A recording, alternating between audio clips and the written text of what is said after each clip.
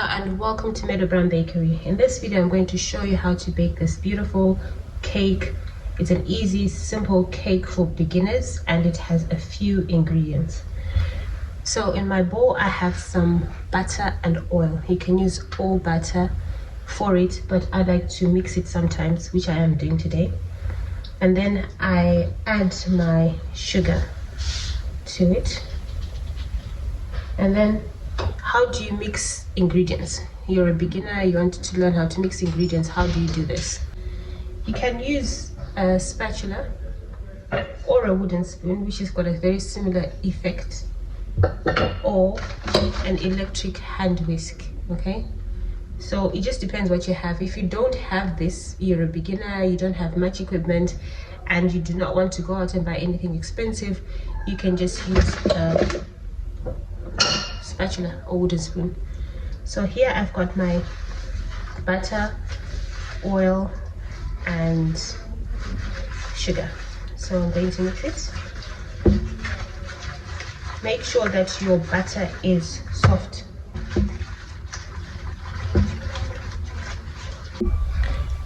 If you're mixing by hand, you have to make sure that the butter is very soft so that it mixes in. Is it better to use butter or oil in a cake?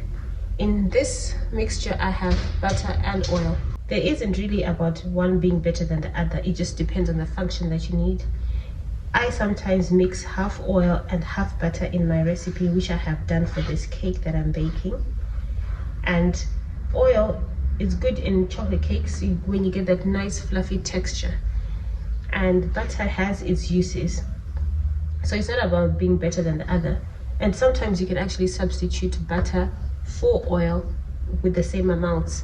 But sometimes you need to slightly reduce it because you have a very oily cake. But this also depends on the flour that you use. So really it's not a matter of being one better than the other, but different juices. In chocolate cake, I like to mix half butter, half oil, and sometimes I use only oil. But in sponge cakes, I now like to use half butter and half oil because they make them light, fluffy, and a bit more moist. Okay, so when you've mixed your butter and sugar, some recipes say creaming. Creaming will depend on what fat you're using. If you're using butter, oil, and sugar, it will not be as creamy as it would be with butter only. And if you mix it with oil, you don't need to spend much time mixing. So when you've mixed your butter and sugar, you can start adding your eggs. Depending on where you live, if your eggs tend to go off quite quickly, you crack them in a separate bowl, okay, so that it doesn't ruin the rest of the ingredients. For this video I'm making a Madeira cake, which is a very simple recipe for beginners. So I flavor it with lemon zest. So you can use a zester or a grater. You just need the yellow part of the lemon. You see, so be very gentle.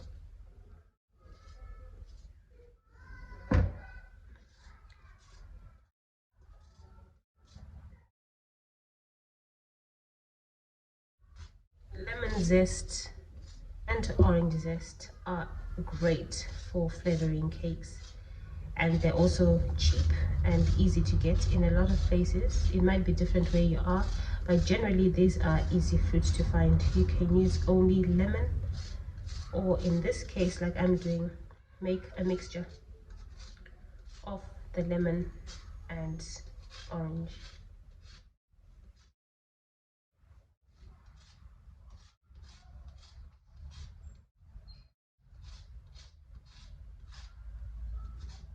So you want to make sure you just need the zest, okay, not the white part. So be very gentle. If the white part goes in there, it's not really the end of the world. It's actually fine, and you just carry on. You don't need to throw away anything because white has got into that. Because I've heard some people say, oh, they need to, because some people will think that, oh no, I've made a mistake, the white has gone into there, I need to start all over again. No, there's absolutely no need for that. Okay.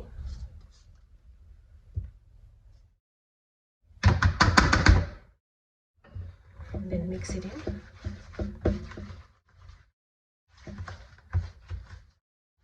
then I'm going to add the eggs one at a time. And if you're in a country where eggs go off quickly or known to go off quickly, but also even just for your own peace of mind, crack your eggs in a separate bowl so that when you pour it, if you find a bad egg, you don't ruin the rest of the mixture.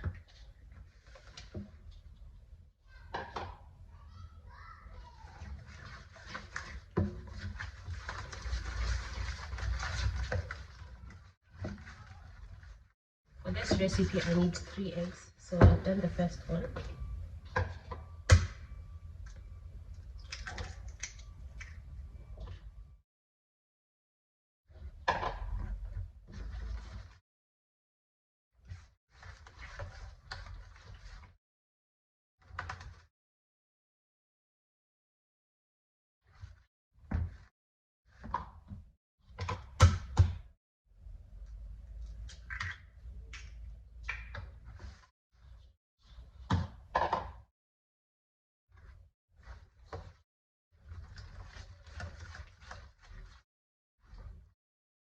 I have got the eggs mixed in.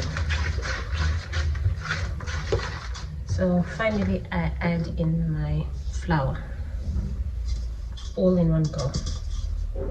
This is self-raising flour.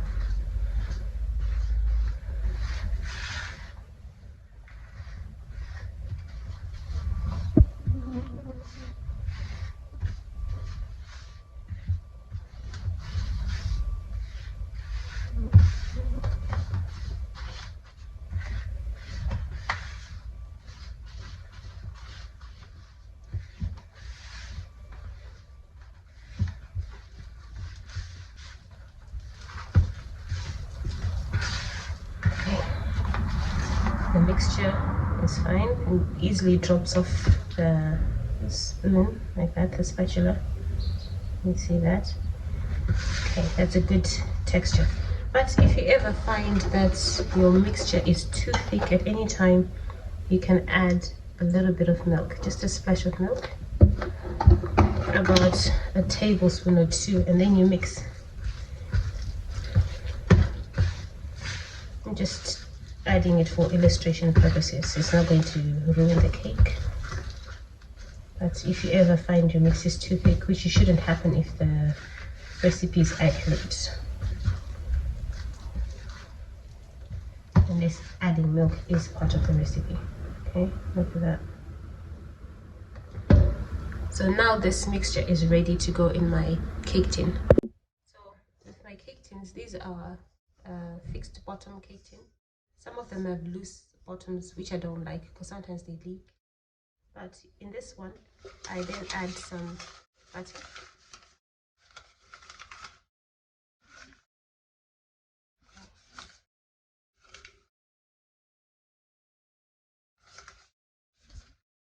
At this stage, to be extra careful, I sometimes add greaseproof paper, just a small disc at the bottom, but today I'm not doing that. And then add some flour. Butter and flour are usually just enough, but if you think it might stick at the bottom, you can always add a piece of greaseproof paper, especially when you bake for other people and you don't want to rebake. I do that especially when I do not want to rebake in case it sticks for whatever reason. Okay, so I'm using my 6-inch round cake tin. The ingredients for this were 175 grams of butter, 250 grams of self-raising flour, and 175 grams of caster sugar, 3 eggs which weigh about 175 grams, and the zest. So I'm going to put my mixture in there.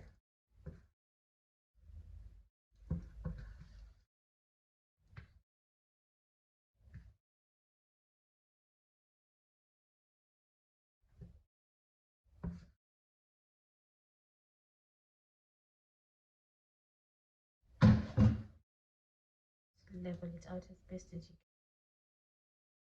can. And this is going in the oven.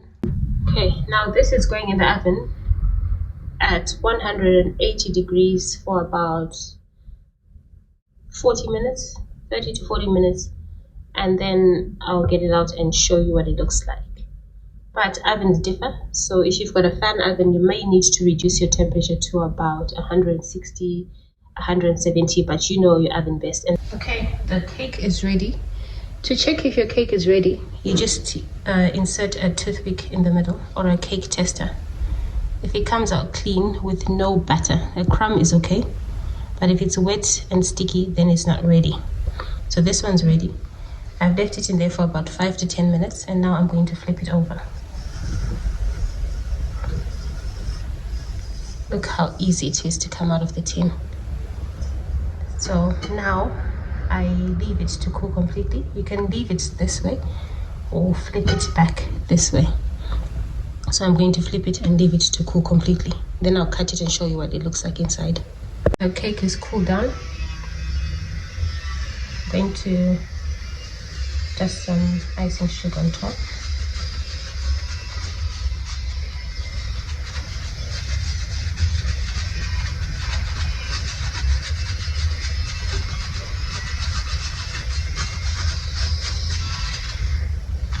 This is a nice, simple cake decorating way. Just a dusting of icing sugar is all you need. Icing sugar is an easy, simple way of decorating a cake. My other strainer was not bringing out a lot of icing sugar, so I'm going to use a different one. You see, it's easier to come out. You can use your fingers as well to help guide it out.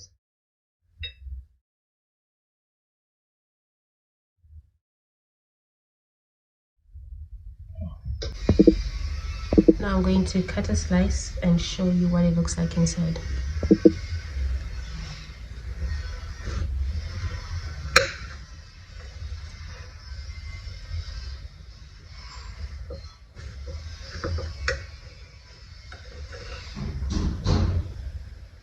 Look at that texture. It looks amazing. Thanks for watching, and see you again in the next video.